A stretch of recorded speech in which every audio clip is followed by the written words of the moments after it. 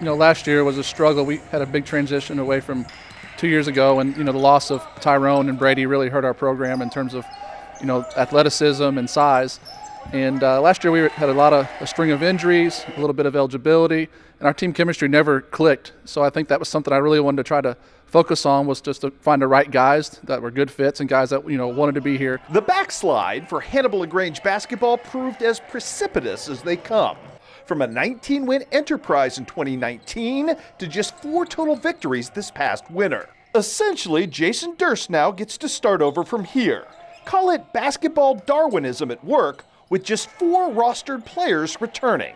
Point guard Michael Hood, swingman Wyatt Ward, and homegrown talents Landon Hall of Clopton and big man Grant Peters of Mark Twain. He's really consistent and reliable, so I feel like if Grant continues to work hard, I think we'll see improvement every year. I think this year as a sophomore we saw improvement from his freshman year, so we're expecting him to continue to contribute more scoring and rebounding. I think the key for him is he's just got to stay healthy, got to stay in shape, and he's motivated, he works really hard, he's a good leader, and probably more importantly, he's just a great fit and just a good guy to be around.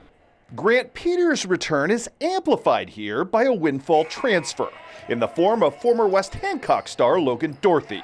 Another 6'7" big man who averaged 19 points and 8 rebounds per contest at Division III McMurray, before being thrown on the open market when his school shuttered. Well, I think that's definitely something we can do, is play them together. I think Logan's just versatile enough that we can probably put him, out on the perimeter. We probably won't ask either one of them to do a whole lot on the perimeter, but I definitely feel like, having a 2-post offense. I think that's kind of old school basketball, and I like that.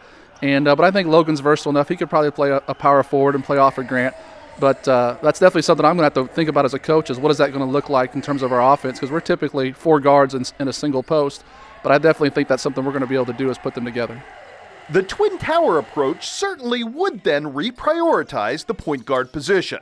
Michael Hood manned that spot last winter, but Jason Durst wants to employ him at his most apt fit. From a guard spot, we've really put him at the point guard a lot, but he's actually can be a better shooter sometimes. So I think we're kind of looking forward to moving him off the ball some.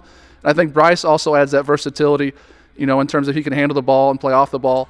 But I think Mike is someone that's going to probably step up his scoring for us, and that's kind of our expectation for him.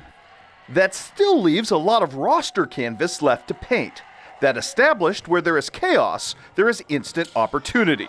And the chance to play early has resulted in one of Hannibal LaGrange's highest profiled local recruiting hauls in some time.